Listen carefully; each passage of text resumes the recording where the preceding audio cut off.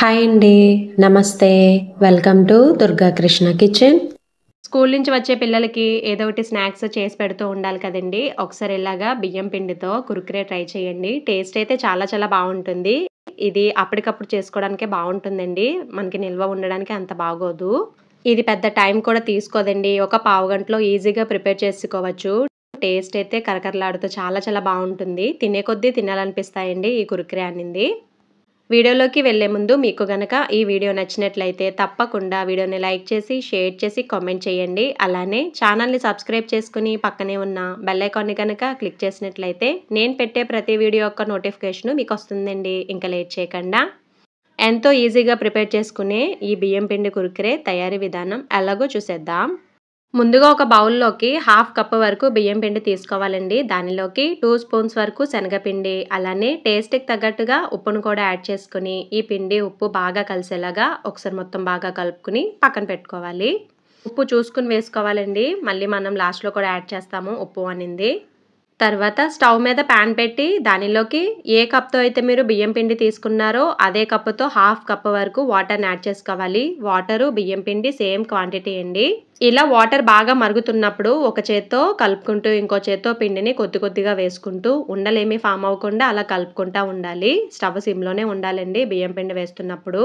ఇలా పిండి మొత్తం వేసిన తర్వాత ఒకసారి మొత్తం బాగా కలుపుకోవాలండి వీడియోలో చూపిస్తున్న విధంగా.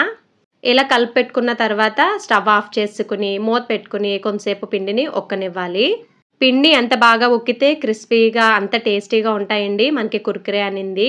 తర్వాత చల్లారిన పిండిలోకి ఒక 2 స్పూన్స్ వరకు కార్న్ ఫ్లోర్‌ని కూడా యాడ్ చేసుకోవాలి. కార్న్ ఫ్లోర్ ప్లేస్‌లో మీరు మైదానైనా యాడ్ చేసుకోవచ్చు. ఒకవేళ కార్న్ ఫ్లోర్ అవైలబుల్‌గా లేకపోతే.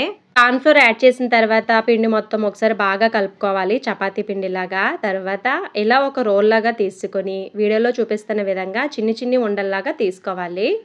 ఇలా చిన్ని చిన్ని ఉండల్లాగా ప్రిపేర్ చేసుకున్న తర్వాత చెయ్యి కొంచెం లైట్‌గా తడి చేసుకుని వీడియోలో చూపిస్తున్న విధంగా పగుళ్ళేమీ లేకుండా ముందు ఇలా రౌండ్‌గా ప్రిపేర్ చేసుకోవాలి. తర్వాత మనం పాల తాలికలు తయారు చేస్తూ ఉంటాం కదండీ. ఆ టైప్‌లో ఇలా వీడియోలో చూపిస్తున్న విధంగా ఓన్లీ ఫింగర్స్‌తో ఇలా పొడవుగా కురుకురేని ప్రిపేర్ చేసుకుంటే సరిపోతుంది. మనకి షేప్ అనేది ఈజీగా వచ్చేస్తుంది. పాల తాలికలు అరచేత్తో పాముతా ఉంటాం కదండీ. ఇవి ఫింగర్స్‌తో ఇలా వీడియోలో చూపిస్తున్న విధంగా పామితే మనకి ఈజీగా వచ్చేస్తాయి షేపు. చాలా ఈజీగా చేసుకోవచ్చు. మనకి కురుకురే రెడీ అయిపోయిందండి. ఇప్పుడు వీటిని డీప్ ఫ్రై చేసుకుందాం. ఈలోపు వేరే బౌల్‌లోకి టేస్ట్‌కి తగ్గట్టుగా కారాన్ని యాడ్ చేసుకోవాలి. హాఫ్ టీ స్పూన్ వరకు. అలానే పావు టీ స్పూన్ వరకు చాట్ మసాలాని యాడ్ చేసుకోవాలండి. చాట్ మసాలాకి ప్లేస్‌లో మీరు గరం మసాలా పౌడర్‌నైనా యాడ్ చేసుకోవచ్చు. తర్వాత పావు టీ స్పూన్ వరకు ధనియాల పౌడర్, అలానే లైట్‌గా జీరా పౌడర్‌ని కూడా యాడ్ చేసుకొని, లైట్‌గా ఉప్పును కూడా యాడ్ చేసుకోండి. ఆల్రెడీ మనం పిండిలో యాడ్ చేసాం కదా! చూసుకొని వేసుకోవాలి. తర్వాత ఈ పౌడర్స్ అన్నీ ఒకసారి మొత్తం బాగా కలుపుకొని పక్కన పెట్టుకోవాలి. తర్వాత డీప్ ఫ్రై కోసం ఆయిల్ పెట్టుకొని, ఆయిల్ బాగా హీట్ అయిన తర్వాత స్టవ్ మీడియంలో పెట్టి వీటిని ఒకదాని తర్వాత ఒకటి జాగ్రత్తగా వేసుకోవాలి.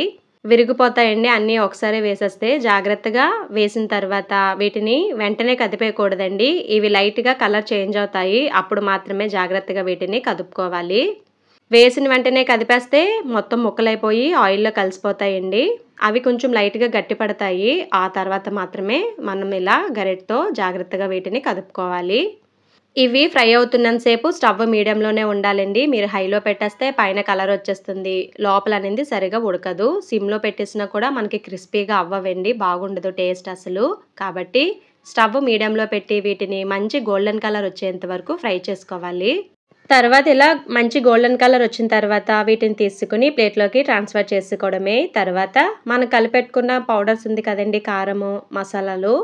ఆ పౌడర్స్‌ని ఇలా వేడిగా ఉన్నప్పుడే వాటి మీద వేసుకొని ఇలా మొత్తం ఒకసారి కలిపేసుకుంటే సరిపోతుంది. అంతేనండి రెడీ అయిపోయింది. ఎంతో టేస్టీగా ఉండే బియ్యం పిండి కురుకురే. టేస్ట్ అయితే చాలా చాలా బావుందండి. పిల్లలకైతే భలే నచ్చుతాయి. టొమాటో కెచప్‌తో తింటే ఎక్సలెంట్‌గా ఉంటుంది టేస్టు. మరి మీకు నచ్చాయా ఈ కురుకురే? మీకు గనక ఈ వీడియో నచ్చినట్లయితే తప్పకుండా వీడియోని లైక్ చేసి, షేర్ చేసి, కామెంట్ చేయండి. అలానే ఛానల్‌ని సబ్స్క్రైబ్ చేసుకొని పక్కనే ఉన్న బెల్ ఐకాన్‌ని గనక క్లిక్ చేసినట్లయితే నా వీడియోస్‌ని మీరు రెగ్యులర్‌గా ఫాలో అవ్వచ్చు.